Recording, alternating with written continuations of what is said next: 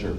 I think it's such a bright and creative group, and I look forward to this being not so much a talk, but a discussion. I'd like to hear your ideas as much as I give mine. And what I like to do is not so much a lecture, a formal lecture and Q&A, but rather just have an interaction. If there's an idea that comes up, I speak up, and that's fine with me. And the things I'm going to talk about here are, first of all, that we're all in this together, and I see instruments like mine, Lippel's and Ed's, the Rolly, Randy Jones' sound playing, John Lambert's Eigenharp, and all the other ones that are coming around, which you'll see tomorrow in Garrett Bevan's talk about the different expressive controllers. I see us as a tide, and that we're not competing with each other, but rather we're competing with a world that thinks musical instruments must be made of wood and brass and traditional elements, or people that think that the only interface that's possible for electronic sound is a MIDI keyboard, which, as was stated earlier, is I like to joke about is a bunch of on-off switches, albeit with velocity sensing. So in that way, I like to think that each one of us, the success of each of us, is something that rises the tide for all boats. And I was so pleased at lunch, I was talking to Lipple about that. I said, when the Rolly came out, did that affect your sales, either positively or negatively? And he said, it had almost no effect. And I think what happens, it does allow a meritocracy. And the sort of people who would buy an instrument like a Continuum, when they find out there's something else, they tend to look around and see and do comparisons. And you don't have to listen just to what the manufacturer says, because the people are out there, they've made their comments. And so the way I look at it is we're all part of kind of a exclusive club that I'm very proud to be a member of. I'll tell you just a little bit before I start on this topic, which is the importance of expressive controls. And in parentheses, as I put it, moving beyond background music, and I'll say what that is about in a moment. But just a little bit about me. I'm a very small manufacturer. I basically just work out of one room in my home, and I job everything out. Manufacturing is handled by a contract manufacturer south of San Francisco, and I bring in some engineer friends, like my good friend Garrett Bevan, who did the software for the instrument and is helping me with a new product as well. I'm working on a new drum machine. But that way, I've been through many ups and downs in my career, because let's face it, I'm selling to musicians. And if you've ever tried to sell something to a musician, you'll know how hard that is. Musicians don't have a lot of money, especially these days. And so, as was previously stated, we're in this for the love of it. And nobody's getting rich off this stuff, but there are other rewards for it. And along those lines, sometimes people tell me, they say, I've got a great idea for a product, a musical product, and I'd like to make this, I'd like to start a company. What advice can you give me? And the best advice I can give you is marry someone who works at Apple. It's been a tremendous boon for my career, I'll tell you, because those highs and lows tend to be filtered out quite a bit. Whereas I'm selling to a fairly small market of musicians who don't have much money.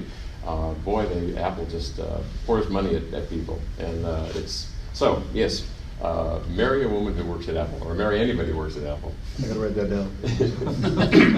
So anyway, I'm going to talk here about the importance of expressive control, and actually I have an essay on my website that talks about this very thing. Has anyone seen that? Okay, I'm probably being redundant, but for those of you who haven't, I'll talk about it. And I've noticed a lot about this, the effect of electronic music being played with MIDI keyboards or drum machines is remarkable. And one thing I noticed, one thing I like to look at as a result of the tools that we have is how it's affecting music, but particularly what are the larger trends. So I'll look at what's happening in popular music or film or other types of mainstream music, because so many people are affected by that. And I noticed a few things that in general, electronic music is largely being used for background music. And what I mean by that is three main examples. Number one is background for singers. And so that means that if you have, if you're playing electronic music on popular recordings, there used to be that wonderful thing that I liked called the instrumental solo. And most of the music, it does happen. That has virtually disappeared from electronically generated pop music. And I miss that. The second form of background music is music for dance. The dance is the foreground, and the music is the background. And often in sort of DJ music or electronic dance music, I always feel like the intro's been going on for 4 hours. When's the song going to start? You know, there's not a focal point, it's a background. And it's a beautiful background, and some of the people, the DJs and the people who are doing live PA or electronic electronic synthesis for dance really are very, very talented. It's just, it's not as much a foreground as decided by those people who attend the events. And the last thing is film for picture. Obviously, film for picture was the opera of our time. And it's just beautiful music. But I think there's an argument to be said that the foreground is the picture, and that the music is a background to support the foreground, to give it emotional impact, to give it a power, to give it charge. But what I do miss, personally, is are the virtuoso soloists. I was a guitar player, people like Django Reinhardt, and what he did with his 2.5 fingers, with all those little bends and slides and trills and such, or great horn players, great wind players, or violinists, all those gestures that we all in this room value so highly. But it's hard to name more than a very, very small handful of virtuoso expressive soloists for electronic sound that are noted in the culture in the same way that some of the people I mentioned, or Jimi Hendrix, or any other musicians, Jascha Heifetz, or whoever, or Christian Tetzlaff, one of my favorite violinists. And so I do miss that. And one of the examples, in my example number one, was synthesis being used for electronic sound being used for backgrounds for singers. I actually took a survey a few years back. I looked at the Billboard Top 100, and so I listened to the top 20 songs. I would have listened to more, but it was just too painful. But 18 of those songs had no solos, no dedicated instrumental solo section at all. 2 of them did, and those are in songs that were using old instruments, guitars, or rock band type stuff. And so it's almost, it seems as though that the collective listening public has said music generated with electronically generated music is good enough to be the background for the singer, but it's not interesting enough to be the foreground of my attention for a dedicated section of the song. And so what I long for is a time when continuum players or instrument players or other future instruments that come along, or of the other existing ones, someone develops so much skill on this primary instrument that they become a star in their own right, and on the modern equivalent of some of those musicians whose playing I valued so much in earlier years. You know. And by the way, I'm just curious, do you agree or disagree? Like head shaking. Who will be the first Jimi Hendrix of the Continuum? What's that? Who will be the first Jimi Hendrix of the Continuum? Well, it's funny, I do a lot of talks on this, and I say that very thing. I say that there has never been a greater opportunity to be the next Jimi Hendrix of the Continuum or equivalent instrument. And most of that just gets sort of blank stares. People don't understand it, and I think the vast majority of people, they look for ideal examples in popular music. They're saying, if this person did it, then I know what that means. But there are very few people that recognize that opportunity. You know, when I was a kid, I was a guitar player, and I wasn't that great. And there were lots of great guitar players.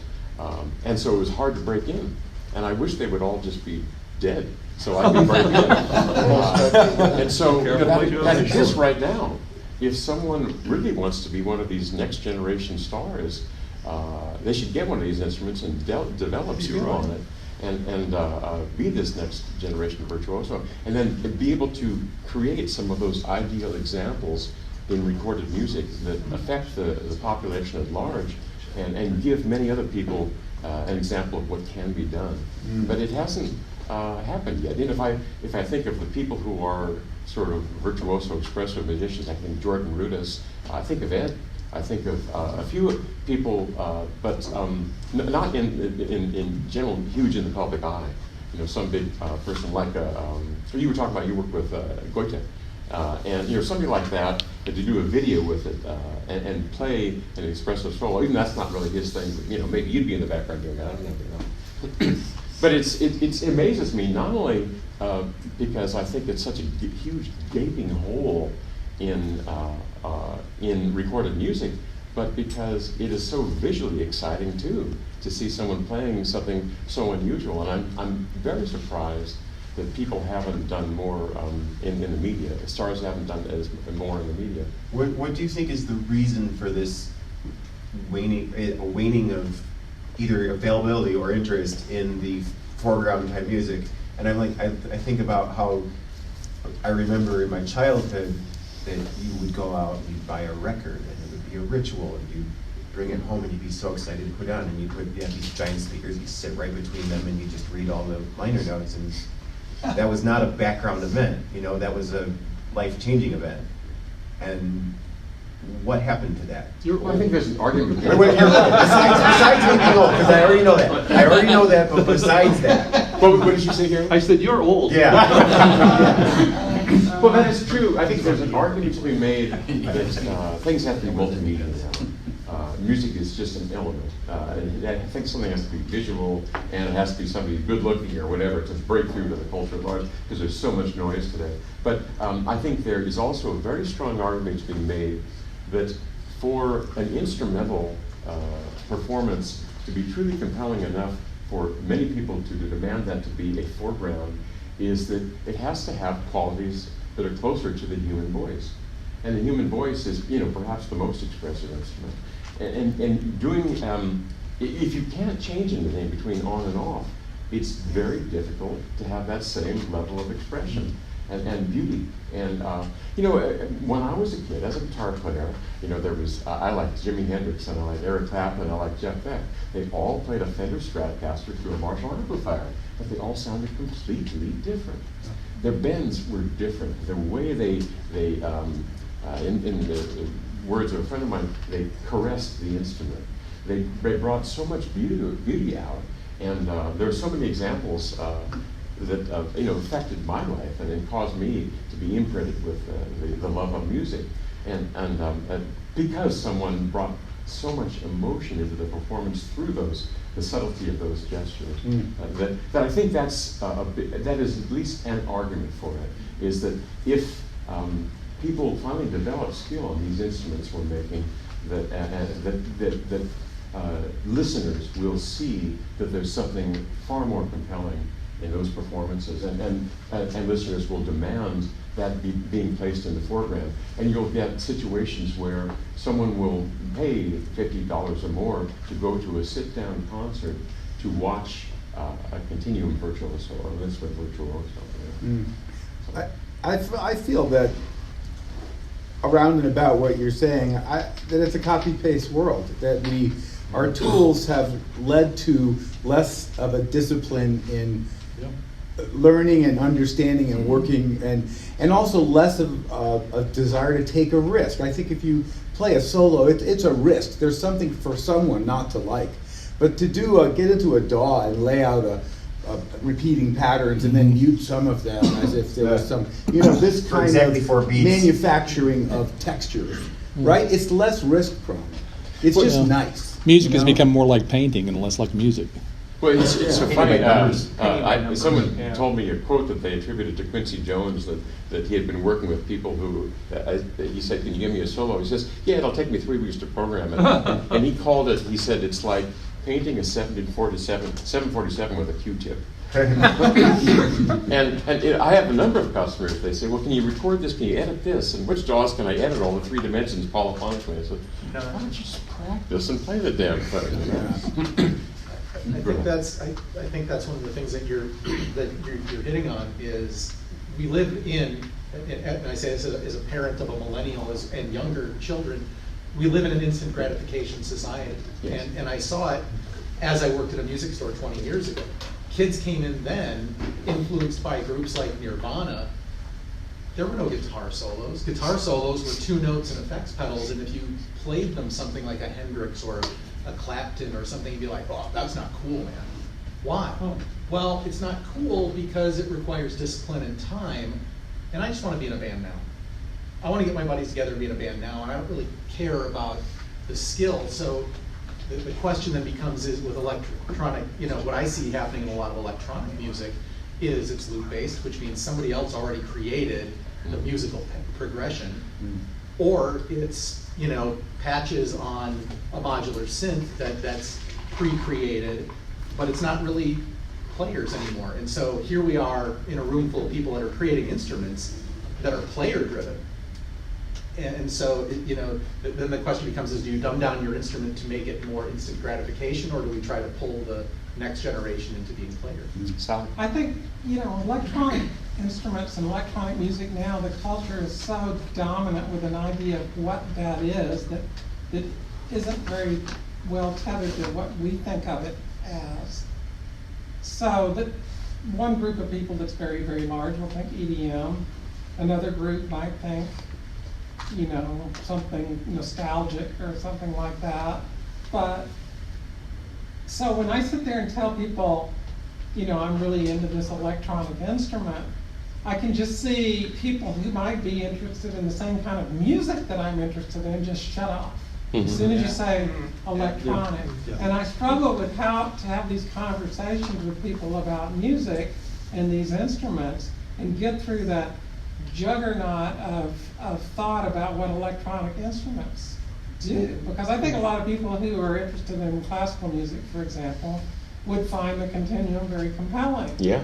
And yet, you know, I talk to classical people and I say the electronic and then just go, or folk musicians and Celtic musicians and stuff like that. So I'm really struggling with how to get that conversation in the right space. Well, that's a good point. You know, whenever I'm having this conversation, one of the things, I mean, it's just, for me, it's true, even though it's weird, is that the things that I like best about the theremin and the continuum, playing them feels more like playing an acoustic instrument to me than any of the instruments that involve electricity that I've played, you know. So to me, when I'm playing the theremin, playing the continuum, feels like an acoustic instrument.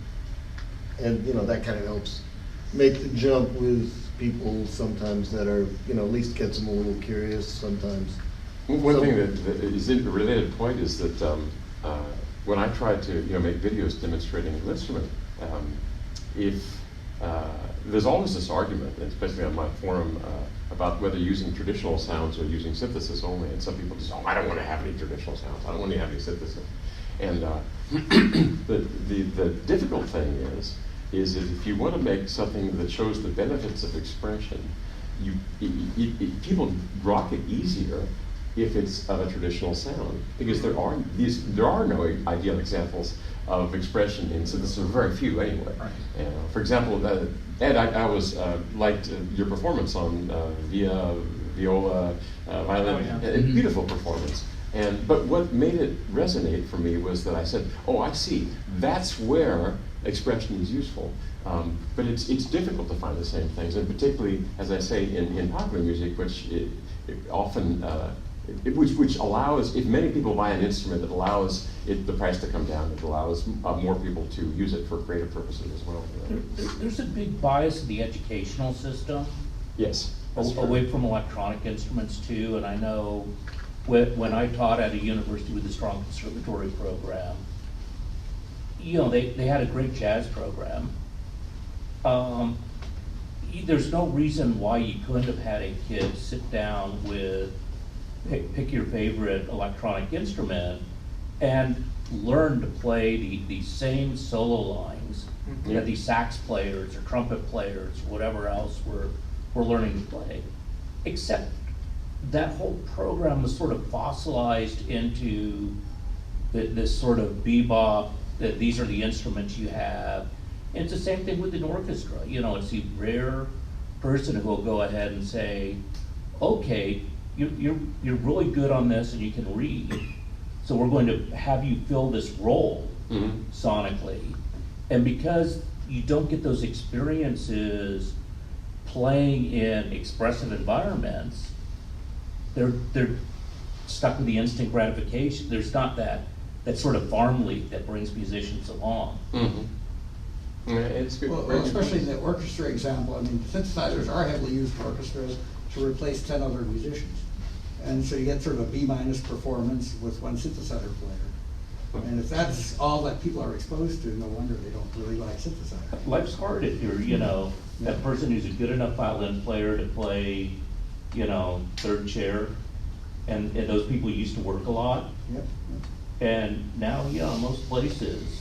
Most places use synthesizers, and the music is usually a little lamer, but it's a lot cheaper. And they hire one or two violin, a lot of film scores now will hire one or two violin players, and then the rest of the section will be synthesizers. So to the Or point samplers. of where the next Jimi Hendrix is coming from, it seems to me that that's predicated on a societal familiarity with the instrument. You wouldn't know that Jimmy was so amazing if you hadn't just seen a bunch of guys, Chuck Berry playing. And to Sally's point, what is electronic music? What does it mean to people? How would you know if you saw a virtuoso continuum player? Because you don't know what a continuum is. You don't know what a whole instrument is. Society doesn't know that. Well, the interesting for me is that if you listen to some of these pop records, pop hit records, these singers actually have, many cases, very good expressive voices, very compelling expressive voices, very in tune. very in tune. How do they do that? But that to me, because I asked myself at first, I said, does expression matter? But I think it does, because these voices are so compelling to listeners at large. And so I think it's just a matter of the instrumental voices have to develop that same level of expression. And I think we're on the right track. It just takes a long time for people to learn the instruments, and for someone who is a particularly skilled and talented person to then decide to learn the instrument and become proficient at it. And particularly in a time when music is something that's so hard to make a living at. It just takes a long time for people to see things. I mean, Theremin's 100 years old, and we still have people coming up to us going, "Wow, what's that?" Yeah, it's definitely true. Also, the person designing an instrument might have some kind of an idea of what it needs to have in it, because they have an idea, some preconception of what sort of music it would be used in. And I think, like, if you're making a patch, like an Haken Matrix patch, I'd imagine there's some, even though you're not telling people what to do, there's some sense in your head of, this is going to be a kind of ambient thing, and I would fit well into an ambient thing, or this is a more, so there's an idea that the inventor or designer already has there when they're creating this instrument. And then at some point, somebody takes it and does something completely unexpected with it, and that's the person that becomes known for it. So that's how. Well, my feeling is that Liffel and I have taken our best shot at what we think the best instrument is. But the way I think of it is that we can only make the brush, and it's the artist who decides what to paint with it. Right. And I've been surprised many times by what people have done with my instruments. They've played them in entirely different ways. Maybe the Jimi Hendrix of the Continuum will stand on the other side of it. Hendrix flips his guitar upside down and left backwards. Can you play a continuum with your teeth? Let's find out. Find out not very well. Sure. My answer is yes. DJs would say that the new equivalent is the star DJ. You know, the guy As the what? gets paid $100,000 to play at Ibiza or something. I told you did you hear the DJ joke? No. DJ number 1 to DJ number 2. Hey, you want to go see that big movie that everybody's talking about tonight? DJ number 2 to DJ number 1. I don't know. Who's the projectionist? I liked it. I got one for you. Sometimes I do lectures for DJ crowds. And, I start off and I say, okay, for all of you here, this thing is called an instrument, and it makes these new things called notes. They're like loops, except they're shorter and they don't repeat. But anyway, it's we take our best shot at it. And my feeling is in the same way there was a musical instrument Darwinism that evolved, that was enforced, that it made the evolution of the instruments of the orchestra over centuries. And the same thing I think will happen with our instruments. I think there are things that each of our instruments specialize in that do better. There's no one interface that does everything perfectly. And I think we'll see a variety of instruments, the djembe, particularly for percussion. So everything has its own specialty, and I don't think we'll see as many instruments as the orchestra have, but we will see, maybe 5 or 10, who knows, and each will have its own specialty. One of the things I hadn't thought of until you were telling the story about notes is I took a class with George Masterson up when I was working in Montreal, and he was telling stories about recording Linn Ronstadt and how he would splice together her rough vocals, and they would get things exactly the way they wanted it. And in the modern world, you would just stop there. But Linda would take home the cassette tape of that and sing along with it. And so these places where she got the inflection right once, or had this beautiful transition, she was then singing with until it got in her head. And then she'd come back in the studio and sing it that way. And I haven't thought to do it, but I haven't heard any musician saying, hey, I'll piece together this thing because now I can get it exactly the way I want it, and I'm going to sit down and learn how to play it. Well, yeah, it's interesting. Other than Rob. It's like, I didn't say doing demo recordings and then do the real thing. It gives you an idea of where you're headed, and then maybe you pull in the 18 players like this guy or something to play on the real recording. But I was the one who got for the demo. I wouldn't be recording. surprised if there's not a lot of people who are recording and then having to go out and play it live doing that, though. Yeah, maybe. Although so much of the live stuff is Not live. It was a funny side story. I was at the New Orleans Jazz and Heritage Festival a couple weeks ago, and there was a point in time where you could not bring a computer on stage anywhere. People would stick computers in little rack mount boxes, so no one knew you had a computer on stage. And here's this Zydeco band, and they have 3 MacBooks on stage. Milli Vanilli were ahead of their time. Pioneers. But it's just weird to go. It's reached that point where the Zydeco band has MacBooks doing things. Here's this reminded me of a thought. The overview of this whole subject is how we're all deciding that computers will enhance musical instruments, in addition to, of course, the physical interfaces. But people, DJs particularly, are using sequencers to be able to create better music that they could perhaps play in real time. And I remember when I was a teenager, and I would, after school, I'd come home and try to play as fast as I can and practice so I could be as fast as my guitar heroes at the time, playing my 5 notes. Then I remember around 20, I worked with an artist who had a big EMU modular system, and EMU had their octal sequencer, and I could program in a part that was far faster than I could play, and it affected how I thought about my skill and what I could do.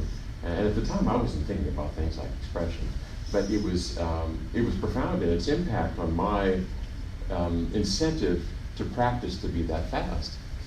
And so it does, I think, beg the question to a lot of musicians, why should I do that why can't I program it in? You know, in the same way that instead of doing the work, you program a computer to do the work for you. You take a while to do it, and then it just does it repeatedly. But I think the answer to that is, if you can do compelling things with the computer helping you out, you can do something amazingly fast, for example, and program it all in. But if everybody can do it, it is almost by definition no longer art.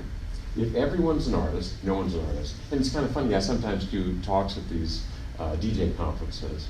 And you know, there was one in Amsterdam, and afterwards they had compiled a video of some of the artists and then people doing the talks. And the DJs are sitting with their martini and they're saying, well, in my art, well, you know, and I'm saying, what art? You know? I mean, there is a certain art form, and they're very talented, some of them, at what they do. But the trouble is you know, I asked them, for example, where do you get your source material? Oh, people send it to me, or I get it off the web. And it's, if everyone can do that, then who really is an artist? And I think ultimately our culture decides who's the artist. Because they say collectively, this person is doing something, I want to pay a ticket to sit down to watch this person perform, because this is someone who is better than ordinary humans. This is someone who can, I feel like I'm in the face of greatness here, someone doing something that others cannot do. And I think that's what the artist is. And so it takes hard work. It takes, I think our instruments make it easier. You know, I've tried to play a violin, and Jesus, that's horrible. It's just, it's, you know, if I tried to invent something like the violin, imagine me going to Guitar Center and saying, I've got this great new instrument, it's called a violin, and let me explain to you, the neck is so small, and the notes are so high that it has to have this tiny little body and tiny neck, so you have to hold it between your chin and your shoulder. Oh, and the notes die so quickly you have to scrape it with horse's hair the whole time. Would you like to buy a few? Let me try it out for a minute. What? Let me try it out for a minute. Yeah, exactly. Yeah. So it's but yeah, it does take passion, and which is, I think, more passion and stick-to-itiveness, and that's harder in a culture of snack food, sound bites, little snippets of everything, not so much depth but more breadth. You know. So who knows what will happen in 5 years, whether the instruments we make will be instruments played, or in 20 years, or in 50 years. If the instruments we make will be embraced by the culture, and certain talented artists will see this opportunity and do it, or who knows, maybe the idea of instrumental performances will become less. I don't think that's the case, because singers are still developing tremendous skill, even in pop music. But an interesting thing happened with music licensing, right? Because you had all these incredible records where people were doing sound cards, thousands of samples, and then they started getting sued, right? Because you can't license all the samples. And so they discovered that it was just cheaper to license a hit song. And you know, you'd pay the same amount of money, so people would go out, license a hit song. Now someone recognized it right away, and they could sing or rap, do stuff over it. But you didn't have that space to create things within the framework, because that was a different license. Well, yeah, it's interesting. I think there's an argument to be made that in an era where someone would master an instrument and be part of an ensemble, that you got a higher quality music, but it took up less people to do it. And now, someone sitting with a DAW can make an entire piece of music, and it's closer to what he has, what she has in his mind, in his imagination. But it won't be, the individual elements won't be of as high quality, you know, and you won't get the serendipity of musicians playing together on the spur of the moment, and great musicians playing together.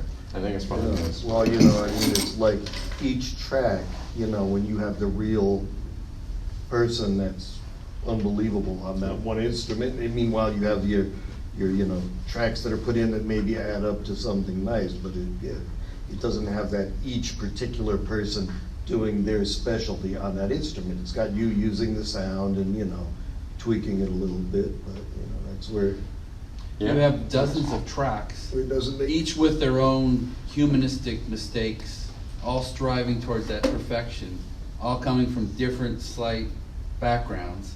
You know, that is a complicated thing to synthesize. Yeah, yeah, and then and there's been these moments of in my life of music that I valued where lightning was caught in a bottle. and it won't happen again, or it didn't happen again. But it's you know, in part of it, sure, is I guess old-fashioned, and I was imprinted with music of my youth, but I still think that there will be new music, new forms of music that will use our instruments, and because I think the evidence is there in people's value of the singer's expression. Yes. Well, it seems to me that this has to start at an early age, educating on the value of electronic music and musicianship. And I know that you and Lippold are both small companies, but are there things you are doing to bring this out to? We're broke. Well, I know. Is there, I do outreach. You know, I've talked to friends. I did some old musician friends of mine, studio musician friends of mine in LA. I did an event at one of their houses and brought a bunch of people in. But these were primarily keyboard players, and I think what they saw, and they were all very kind about it, but very, very few bought instruments. And I think part of it is it's kind of like they're saying, well, it's a great instrument, but so is a violin and a guitar, but I'm a keyboard player. It's my instrument, and I already have proficiency at keyboards. This is my instrument, and this is my chosen field, my chosen instrument. And how many years did they spend, working on that proficiency? Oh. It's dozens and dozens of years that they've been spending, honing those gestural, memories. Well, you just gotta get them when they're young, that way they'll have Well, more that's time the to work thing. on Maybe the it. bottom Or line, they're disillusioned. Exactly. Yeah, it's another problem, because if someone is already skilled at a particular musical instrument, that's their instrument, and they're less apt to try and continue a moral instrument or to roll You seat just work. gotta Because kidnap a bunch of kids and. Well, one thing the Bob Moog Foundation does well, Dr. Bob Sound School puts theremins in the hands of second graders. And so they're at least being exposed to it. Now, whether any virtuosos will come out of that remains to be seen, but they're exposed to it. I think you described Rob's idea of hell. Second grade. Oh, yeah. Well, That's where your career is leading. another thing here in this building, the Yeah, I The wanted to say Moog, about that outreach. Moog Lab? they got this may be Continuum a in sort of there. lame answer, That's true. but Actually, one of the reasons I was motivated to make the Continuum Mini was that, I had this problem that, there's some very senior, very famous musicians that have continuums, but, they enjoy playing them, but they're not touring anymore. I mean, I guess there'll be a lot of Continuum on the next, the Who album, but, they were really big a while ago. And maybe they'll get noticed, maybe not, I don't know.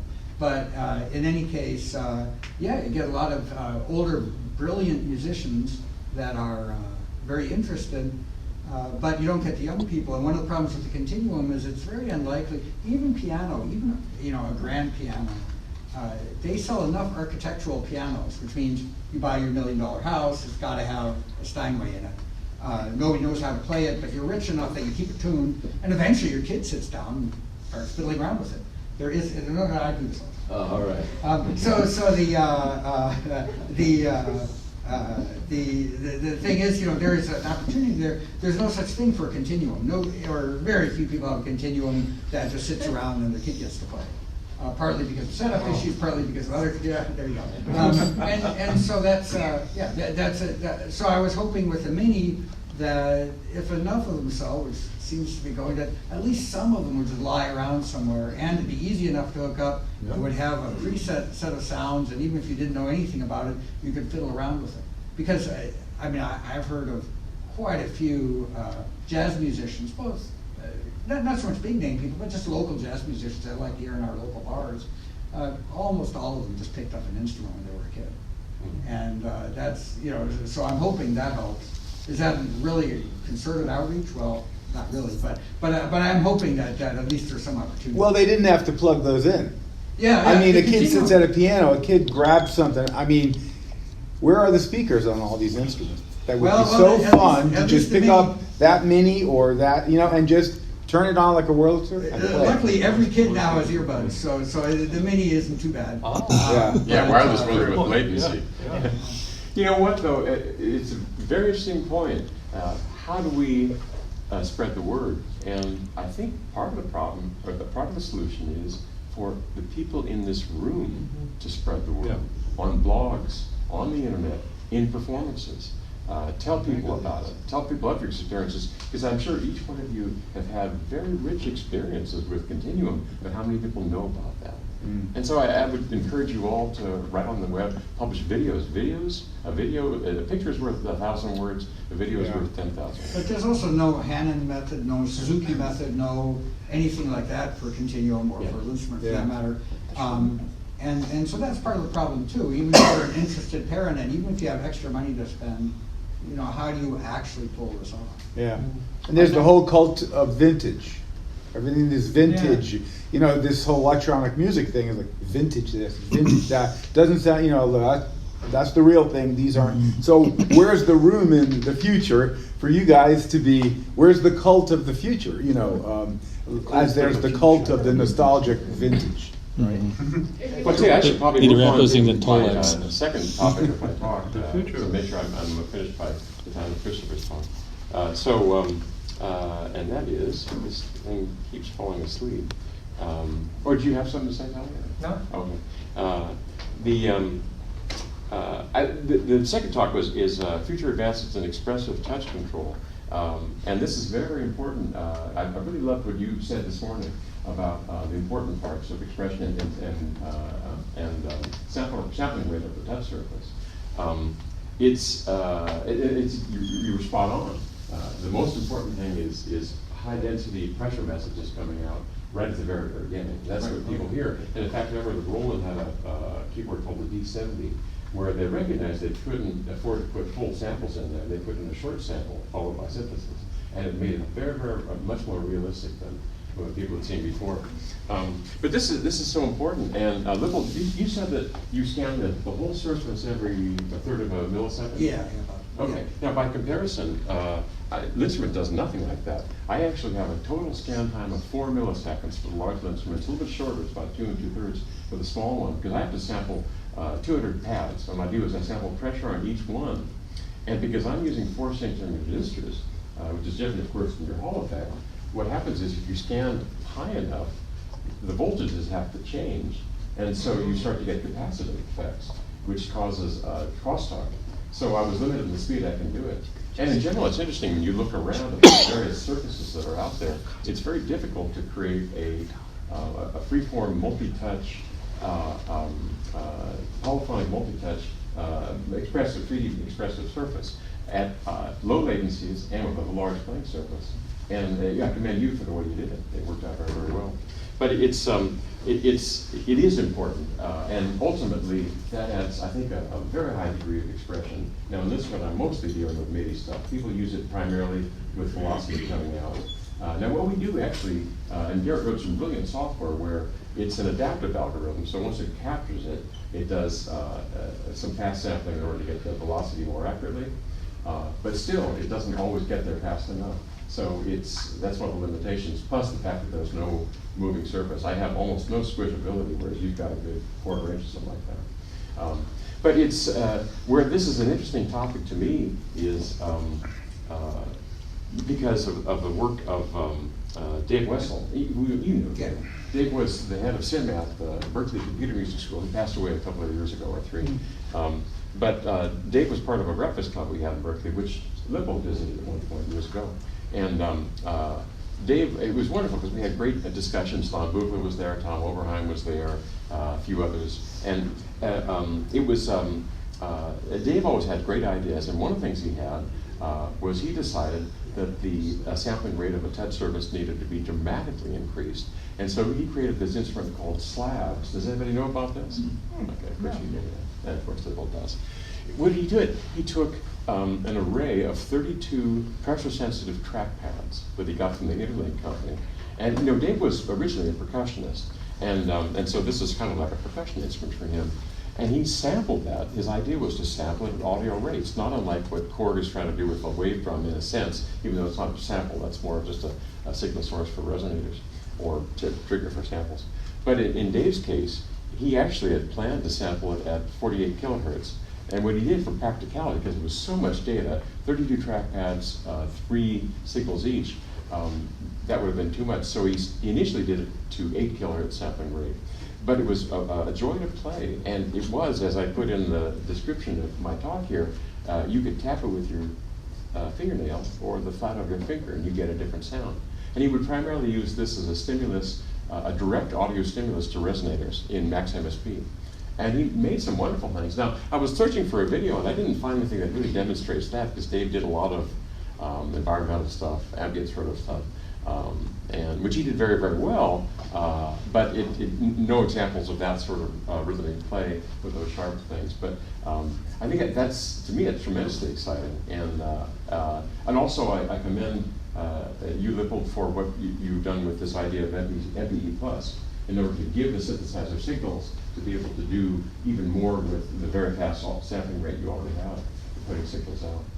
And actually, that's one thing I emailed you the other day. Yeah, we should talk about that. I just kept forgetting. Yeah. No, we'll talk about it after. But it's an interesting topic, and clearly, as a guitar player, I've used those techniques. You can sort of scrape the string with the pick, and if you pick it hard or you pick it softly, that's one part of it. But then just the different ways you can pick it, and to get different sounds, or use the finger, or acoustic guitar, I would sometimes just sort of slide my fingers across the strings. Or I remember I used to work with the pianist Leon Russell in my youth, and in his studio he had 3 pianos, a hard, medium, and a soft. And the soft one, when he'd do it, he'd play it and he'd press the soft pedal just slightly, so that the fingers of the pads, which had already been indented from years of use, would just sort of caress the strings as they went down, and it had this breathiness that was just beautiful. And it was, it was a very different and unique sound. And these are the sorts of things, these are the subtleties that create a difference between a Jimi Hendrix and a Jeff Beck and an Eric Clapton. So my screen keeps going away, of course. And you were right on about that. The main thing is the pressure, and in the initial part. And actually, that doesn't require so much change if you were to compress it in the sense that you were able to just take high density on the beginning of the note for pressure only, and use the same range for X and Y, and then slow it down a bit maybe on the Z part. I think that's funny. It works out just fine. Yeah, it's nice to also have that. I mean, one of the things MPE Plus is, which I just came up with. Right? I just wrote that page because I was. It's good. To be able to switch to 14 bits when you have the long sustains, because it's such a joy to get those super precise changes. But you don't want to use 14 bits all the time, because then you lose the time precision at the beginning. Yeah. But we have plenty of bandwidth now too, if you aren't trying to retrofit into older synths. Yeah, but then you run up in the problem that that DAWs and such. I mean, they already have trouble keeping up with MIDI, and it's not. It's just DAWs have the problem that they're optimized for sample generation. Well, and they're optimized for recording audio streams, so the MIDI stuff isn't particularly well handled in most DAWs these days. So there's some sense in having the sound source that knows a lot more about what's going on reduced to the important subset of data to send, rather than what seems to be popular now is just to send everything you got, which I think is A, lazy, and B, not effective, because on the receiving end, has to thin it out to some reasonable amount of data. Rob, I just have one thing when you said about the guitar and the way you can caress the strings and play them in different places. I've always found guitar playing, finger picking more appealing than the tapping string instruments, because you can't actuate the note in so many different ways as you can on the guitar. That's it makes that, and it's all about those onsets, all those little subtleties that just make this thing so amazingly different sounding just from these little onsets. Yeah, and that's so interesting, because I was saying before about how there are many different forms of instruments that will evolve, And I think one form of instrument that Lisbon certainly doesn't replace is the strumming instrument. And there is so much that you know, strumming or picking where you use two hands. One is the excitation force, the other is the note selection mechanism. Yeah. And you know, there are a few attempts at that, but I haven't seen anything that I think really creates a truly compelling strumming or picking instrument yet. Mm-hmm. Now I'm curious, of the continuum players here, how have you found, particularly in working with Haken Matrix, this high volume of X data, and how do you use it? Have you found that to be a big part of your playing? I'm talking about the high resolution, the higher resolution of the pressure data, particularly on the unsealed note, Sally. I find one thing that's a problem sometimes is the fact that I don't have a volume control really handy, because I'll be in a situation where I'm not hearing myself enough, and then I'm bearing down because there's such a wide dynamic range, I'm bearing down like you might on an acoustic instrument to hear myself or hear myself in the ensemble appropriately. But then I'm not happy with the tone because the tone's not where I want it to be at that time. So I feel like as a continuum performer, a lot of times I'm kind of frustrated with having to chase the sweet spot for tonality versus the volume and the mix. Yeah. Have you tried using a volume pedal? Yeah, I've been running around with a stereo volume pedal. Just deal with that? Yeah. Well, like a pedal steel player. Pardon? A pedal steel player uses a volume I have pedal. an old show bud and I should just. I have an MSA CSN Classic. Yeah, because the E-Matrix ECB. sounds usually, for, you know, especially at trade shows, right, everybody's only playing fortissimo because you can't hear anything otherwise. Yeah. And yeah, you only get a very small corner of the camera that way. And almost all acoustic instruments, too, like a trumpet or something. Boy, the most beautiful trumpet playing is always the quietest.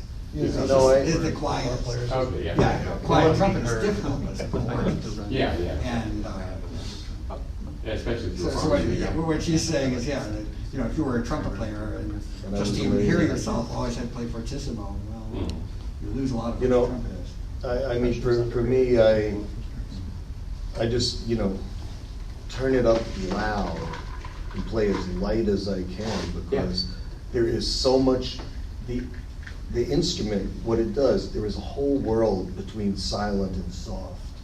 So if you're loud enough that you can just get that little tiny part of it, you got a lot at your fingertips.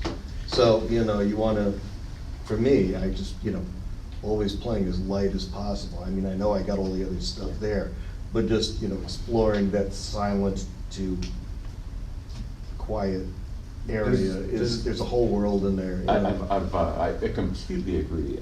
To me, the most of the emotion is in that very special place between silence and whispers. Most of my emotions in the silent part. But it is such a shame sometimes when I hear music that is just 0 dB, you know, the entire way through. No tension and release. And so That's probably a big difference in players of expressive instruments and regular MIDI keyboards. Yes. Most people playing MIDI keyboards are playing at the higher velocity ranges. Yeah. People playing expressive instruments are focusing on the lower velocity. It's really hard to control velocity, Yes. low velocity, because of the Exactly. fact that the extra time it takes for your, you know, and then you lose your rhythmic. Yep.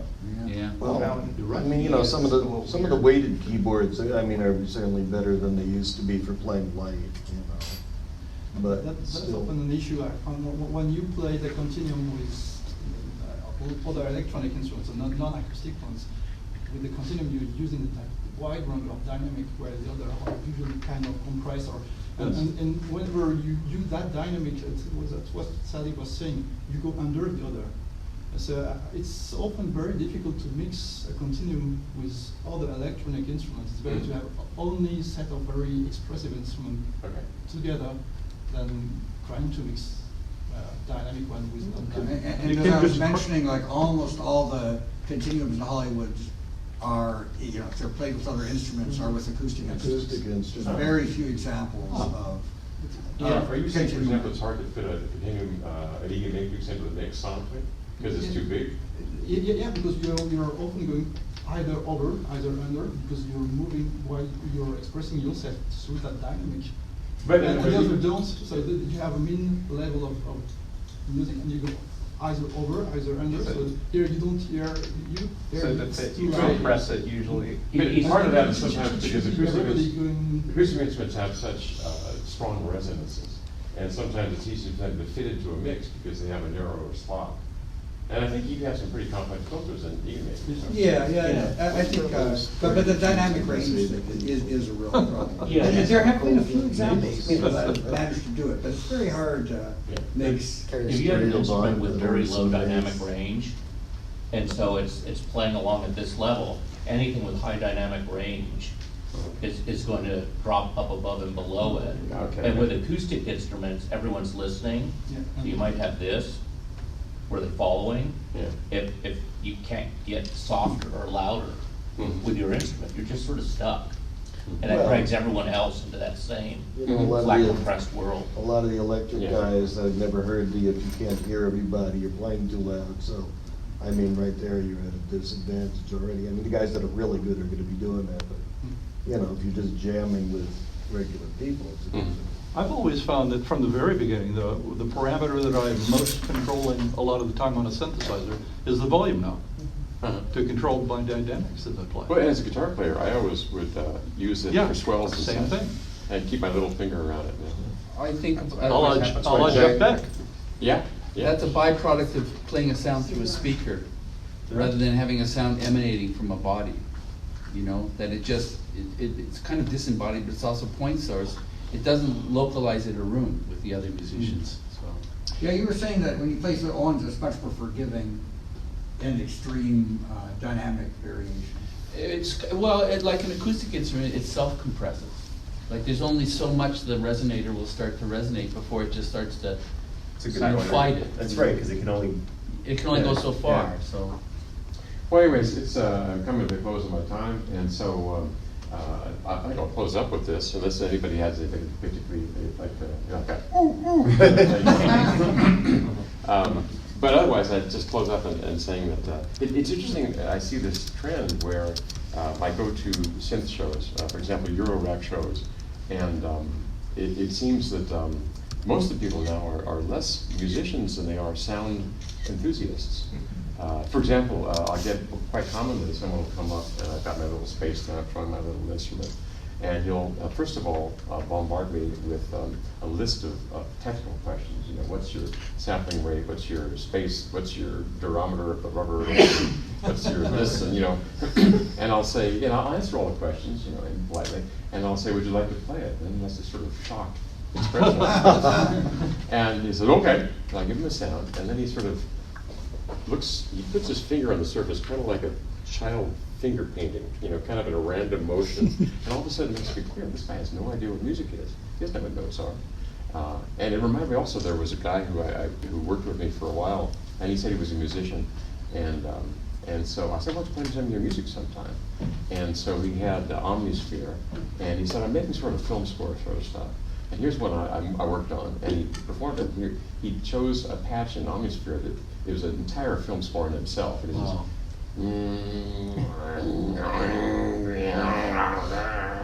there was another sound from another part. He said, what do you think? That's nice, beautiful music. And it's, but what I see is, this, given my experience as a lover of those old-fashioned things called notes, I see this emphasis entirely on the tools, and it kind of reminds me of stories I've read about the evolution of the automobile, where if you wanted to buy a car, you had to learn how to work on a car. You had to, and there were all these enthusiast clubs, and people learning about all the details of carburetors and mufflers and transmissions and all the different parts of a car. And then the funny thing that happened is, once cars became reliable, most of those clubs just went away. People were no longer interested in it, and then they just used the car to get furthest from take furthest, to get from one place to another. And I feel like that's kind of where are in the evolution now of electronic music. Nothing's really reliable yet. Nothing really talks to the other instruments perfectly. There's still a lot of variability. MIDI left out a number of things, and so people have felt that they have to dip one toe in the engineering side, and often the entire foot. And then I noticed that over time there's less toes in the music side. And it's because people think now, because of the democratization of tools, that it's okay to not learn so much about music. I can just grab some sequences from people who have made it and so on and so forth, and I can still make this thing very compelling. But it comes down to that same thing about that if everybody's an artist, then no one's an artist. And so I'm hoping at some point that we people making these instruments will make them more reliable, easier to use, less dependent upon technical skill, and we can focus on music, and I'm hoping that will mean more of a focus on notes. Because I suspect that even for the people at some of these Eurorack synth shows or something like that, that the thing that got them to the passion that they so value is at one point they were imprinted by some piece of music that moved them. And they fell in love. They fell in love with music. And along the way they found that in order to do that, I have to learn about envelope generators and LFOs and oscillators and FM and all these sorts of things. But I suspect that for each person who has that love that we all share, they got that because of a piece of music that moved them emotionally and profoundly. And I'm just hoping that at some point it will make me feel good personally if the focus moves back onto that subject of music and notes itself. That's it. Thanks.